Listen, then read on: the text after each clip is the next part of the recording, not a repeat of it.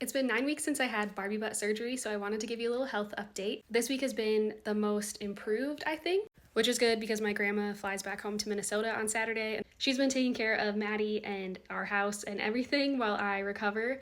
And to have her here for that long has been, I think, a key reason why I'm feeling so good right now. So tomorrow is the actual official day of 9 weeks post-surgery. I think the biggest thing that I noticed that is so different this week than the previous weeks is that I don't really have any pain anymore. If I'm like walking a lot and carrying my daughter, I feel like then I really notice some more, not pain, but just more like uncomfortable feeling. Like I do need to ice the area, but it's not intense enough to need to take ibuprofen or Tylenol or anything. It's just like, okay, rest a little bit, put some ice on it, and then I feel better. So car rides are still a challenge. So if I'm riding in a car for longer than 20 minutes, I really get sore.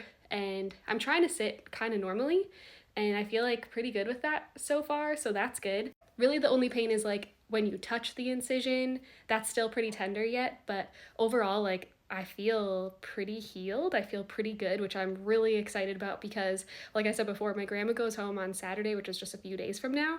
And then it'll be me full time. I'm a stay at home mom, so it's back to full time momming again. But yeah, I'm nervous, but I'm excited. I'm like ready to be back to my normal routine.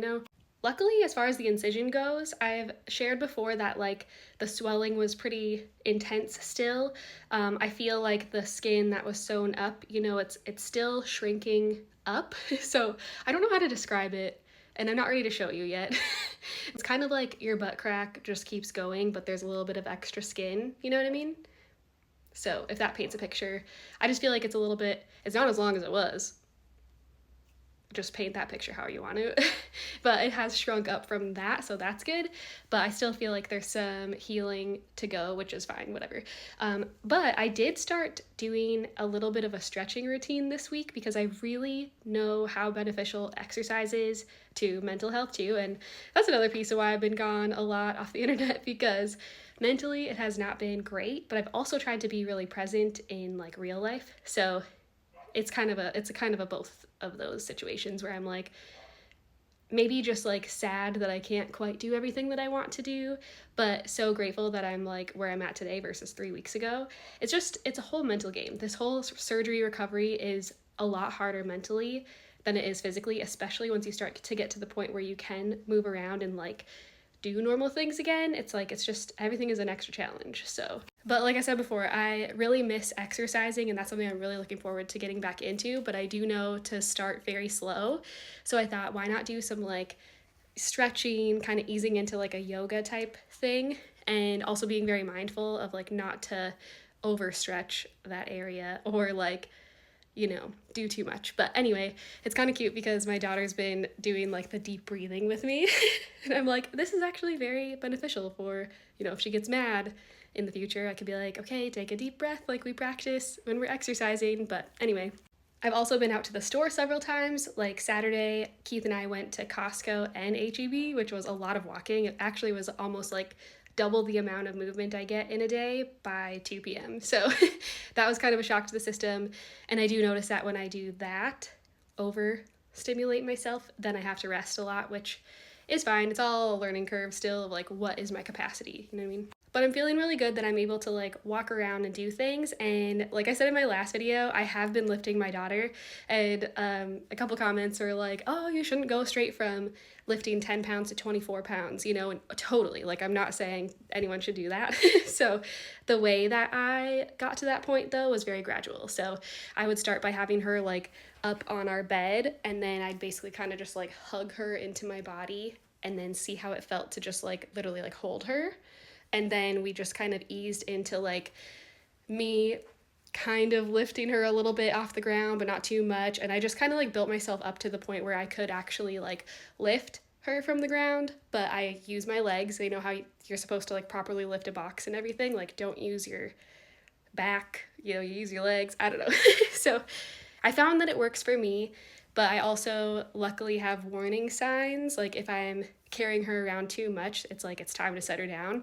My body is just like, it gives me the signs of like, oh, you're sore in my little like butt incision area, but it's not to the point where I'm like, oh shoot, I did too much. You know what I mean? So I'm still like really, really in tune with my body to know not to push that part too much, but I do have to get back to you know, lifting her. Now that my grandma's gonna be flying home, we've kind of transitioned into my husband does like the nighttime duties with the baby so that my body can rest fully and I can still get that good sleep to like recover and be ready for the next day. So I'm super grateful for him to be doing that because he also enjoys having that little extra like bonding time with her too. But yeah, I don't know. I feel like also, I did finish a book.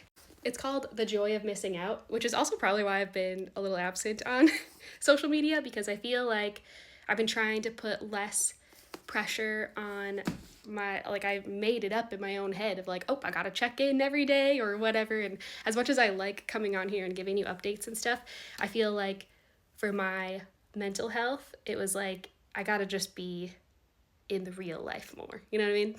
So anyway, that's a really good read if you want a suggestion for a book. But yeah, I think that's all I have for you. I always try to think of like what else is new. I'm still not driving myself yet because I feel like I know I get tired into about 20 minutes or like sore, you know what I mean, sitting in a car. So until I can sit upright totally in a car, I'm still kind of like on one leg and I still get sore that way in my incision site. So until I can get to the point where I'm like able to sit up straight and then be able to like drive, I'll start short drives, but I'm just gonna put that off for as long as possible. A big goal this week too has been to try to like meal prep as much as possible for the next week or two. And so everything that I'm making, I'm trying to double the recipe so I can freeze part of it. And that way, if I'm just too tired next week, like, you know, once I get into the full-time mom position again, there's gonna be days where I'm not gonna feel like cooking. So it'll be so easy to just like pull something out of the freezer, stick it in the oven, and it's done. So yeah, I feel like overall I'm getting better. I think next week will be the true test. So we'll see. But anyway, thank you for being along this journey. It is quite a journey, if I will say so myself.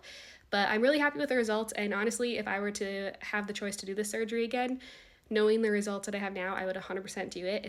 It's a really, really hard one to go through the recovery for. But hey, I'm happy I'm here.